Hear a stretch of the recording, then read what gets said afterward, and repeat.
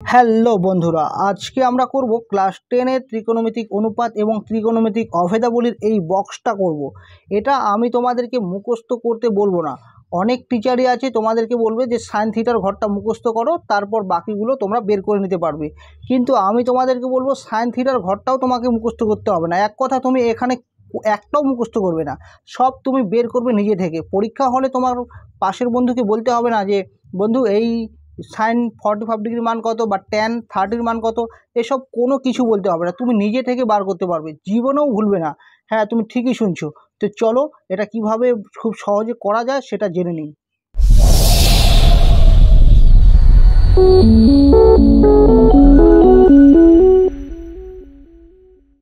তো দেখো, আমি এখানে লিখে নিয়েছি থিটা কোণের মান। আর এখানে থিটা কোণের মানগুলো আমাদের জানতে হবে। 0 ডিগ্রির মান জানতে হবে, 30 ডিগ্রির মান জানতে হবে, 45 ডিগ্রির মান, 60 ডিগ্রির মান এবং 90 ডিগ্রির মান জানতে হবে।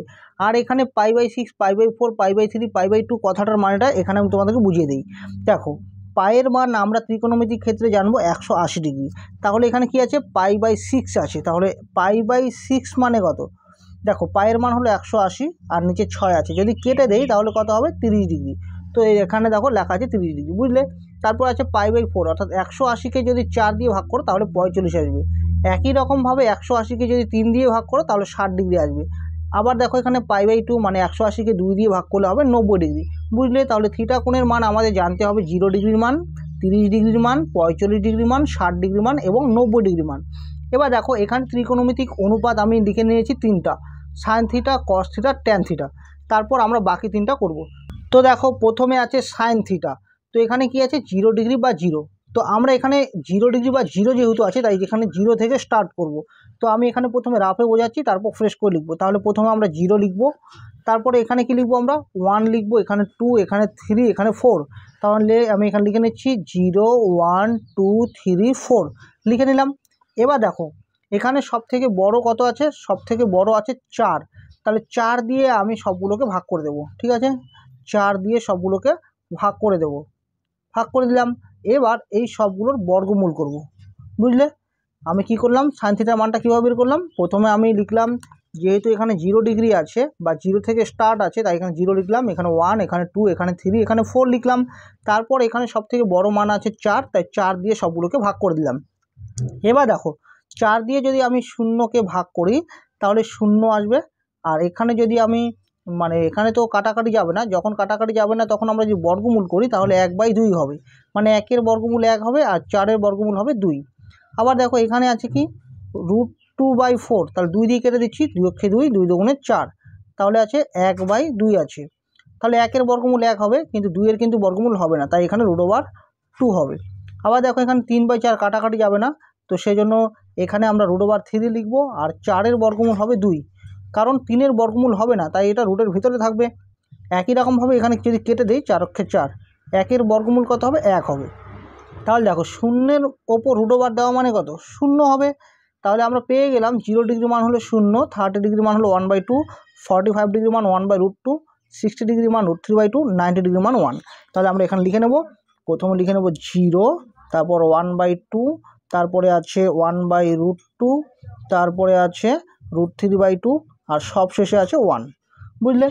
আমি কিভাবে করলাম আবার একবার বলি। প্রথমে 0 ডিগ্রি থেকে শুরু আছে, মানে 0 আছে, তাই আমরা 0 থেকে স্টার্ট করলাম। 0, 1, 2, 3, 4 লিখলাম। সব থেকে বড় 4 আছে, 4 দিয়ে সবগুলোকে ভাগ করে দিলাম।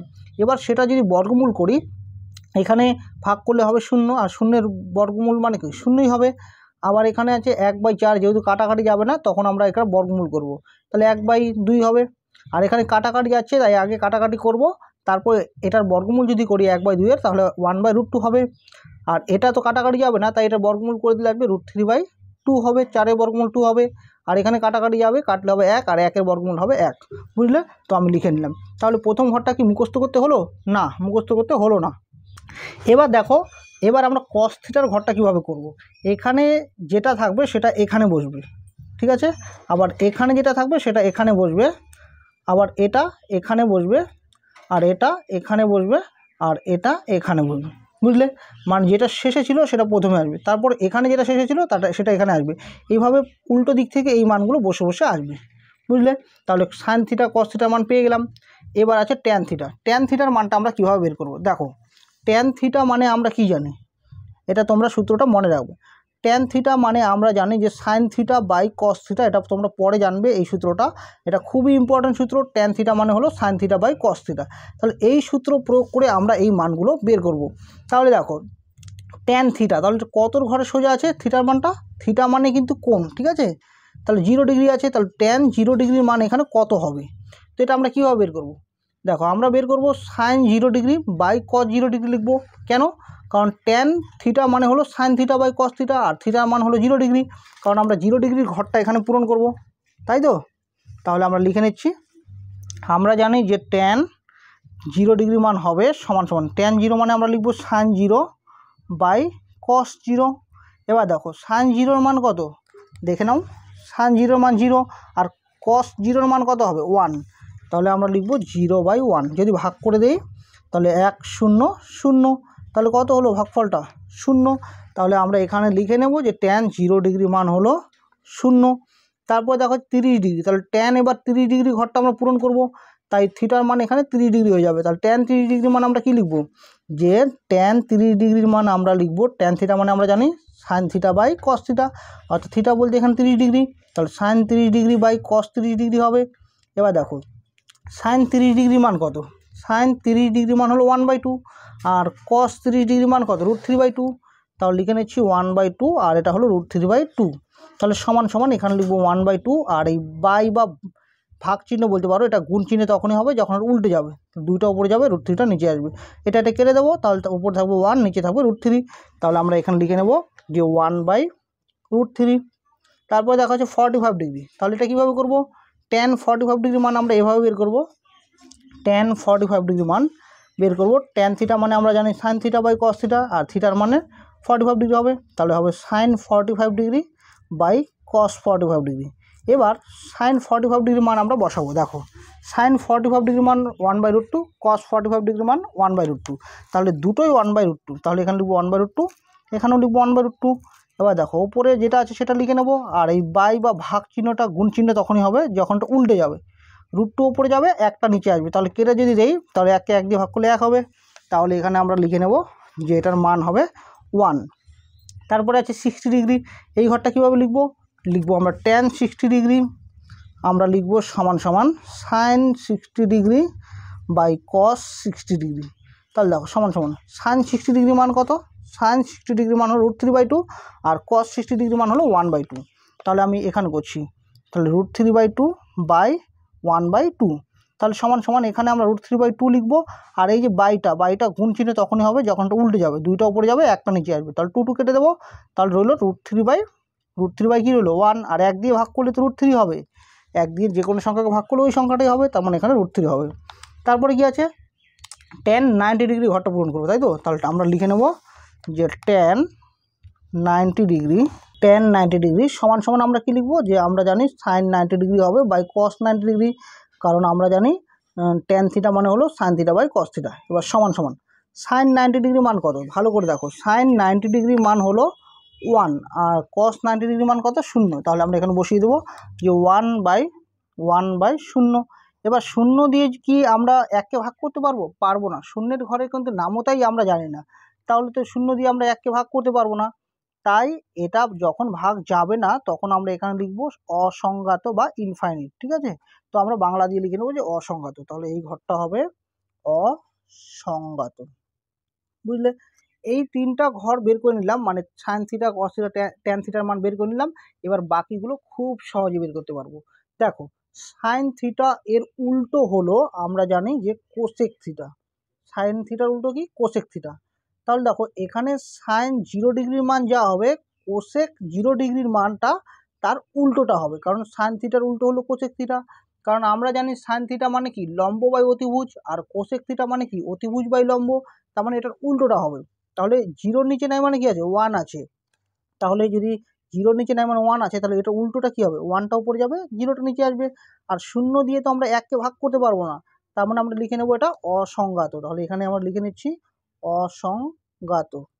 তারপর কি আছে 30 ডিগ্রি আছে, তাহলে সাইন 30 ডিগ্রির মানটা কি হবে, কোসেক 30 ডিগ্রির মানটা হবে সাইন 30 ডিগ্রি উল্টোটা, তার মানে 2টা উপরে যাবে একটা নিচে আসবে, তাহলে হয়ে যাবে 2/1, আর 1 দিয়ে যে কোনো সংখ্যা ভাগ করলে ওই সংখ্যাটাই হবে, তাহলে এখানে হবে 2। আবার দেখো এখানে আছে 1/√2, তাহলে এটা তার উল্টোটা হবে, √2টা উপরে যাবে, 1টা নিচে আসবে, তাহলে 1 দিয়ে ভাগ করলে তো √2 হবে। আবার এটা উপরে যাবে, এটা নিচে আসবে, তাহলে 2টা উপরে যাবে, √3 নিচে আসবে। আবার এটা উপরে যাবে, তাহলে এটা নিচে নেই মানে 1 আছে, তাহলে 1টা উপরে যাবে, আর এই 1টা নিচে আসবে, তাহলে 1কে 1 দিয়ে ভাগ করলে একই হবে, বুঝলে? এবার cos থিটা আছে, cos এর উল্টো হলো sec থিটা, তাহলে এখানে 1 আছে, তাহলে এর উল্টোটা কি? এটা নিচে নেই মানে 1 আছে, 1/1 মানে 1ই হবে। আর এটার উল্টো কি হবে? 2/√3 উল্টো কি হবে? আর √3/2 এর উল্টোটা কি হবে? 2/√3। আবার দেখো এখানে √2টা উপরে যাবে, একটা নিচে আসবে, তাহলে 1 নিচে থাকা মানে কি 1 দিয়ে ভাগ করলে এটাই হবে, √2ই আসবে। আবার এখানে 2 উপরে যাবে, একটা নিচে আসবে, তাই তো 1 দিয়ে 2কে ভাগ করলে 2ই হবে। আবার দেখো এখানে 0 নিচে নেয় মানে কি আছে 1 আছে, তাহলে একটা উপরে যাবে আর 0টা নিচে আসবে, তাহলে একটা যদি উপরে যায় 0টা নিচে আসে, তাহলে 0 দিয়ে কিন্তু আমরা 1কে ভাগ করতে পারবো না। যখন আমরা ভাগ করতে পারবো না তখন আমরা লিখে নেব যে অসংজ্ঞাত, বুঝলে? এবার লাস্ট যেটা আছে সেটা হলো ট্যান থিটার উল্টোটা হলো কট থিটা। তাহলে কি বললাম যে ট্যান থিটা এর উল্টোটা হবে কট থিটা, তাহলে 0 নিচে নেয় মানে কি 1 আছে, তাহলে 1টা উপরে যাবে, 0টা নিচে আসবে, তাহলে 1 যদি উপরে যায় আর 0 যদি নিচে আসে, তাহলে 0 দিয়ে আমরা 1কে ভাগ করতে পারবো না, তাহলে আমরা এখানে লিখে নেব যে অসংজ্ঞাত, ঠিক আছে? তারপর দেখো এখানে আছে 1/√3, তাহলে এটা হবে √3/1, আর √3/1 মানে কি? √3/1 মানে 1 দিয়ে ভাগ করলে √3 হবে। আর এটা আছে 1 এর নিচে নাই মানে 1 আছে, তাহলে 1/1 মানে কি 1ই হবে।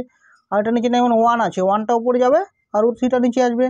আর এখানে আছে অসংজ্ঞাত। দেখো অসংজ্ঞাত কখন হয়েছিল বলো তো? যখন আমরা 1কে 0 দিয়ে ভাগ করতে পারিনি তখন অসংজ্ঞাত হয়েছিল, তাই তো? তাহলে 1/0 মানেই তো অসংজ্ঞাত, তাহলে এটা মানে অসংজ্ঞাত। তাহলে 0টা এখন কি হবে? ওপরে উঠবে আর একটা নিচে আসবে, কারণ অসংজ্ঞাত এর উল্টোটা এটা হবে, তাই তো? তাহলে 0/1, তাহলে 1 দিয়ে যত আমরা 0কে ভাগ করতে পারি, 1 0 0, তাহলে ভাগফল কত? 0, তাহলে এখানে লিখে নেব 0। তাহলে এই হয়ে গেল ত্রিকোণমিতিক অনুপাতের এই বক্সটা। তোমাদের কাছে কি কঠিন মনে হলো? না, আমি তো মনে করি একদমই কঠিন মনে হয়নি। তো এত সহজে এটাকে পূরণ করা যায়, যেটা তোমরা বাড়িতে যদি 2 থেকে 3 বার যদি প্র্যাকটিস করো, তাহলে পরীক্ষা হলে আর কাউকে জিজ্ঞাসা করতে হবে না, বন্ধুকেও জিজ্ঞাসা করতে হবে না যে বন্ধু এটার মান কত। বন্ধু যদিও বলে তাহলে ভুল বলে দেবে, ঠিক আছে? এরকমও বন্ধু আছে, আমার জীবনেও ঘটেছিল। তো যাই হোক, তো বাড়তি কথা বলছি না। তো তোমাদের যদি এই ভিডিওটা ভালো লাগে তাহলে অবশ্যই লাইক, শেয়ার এবং কমেন্ট করে দিও, চ্যানেলটা সাবস্ক্রাইব করে দিও।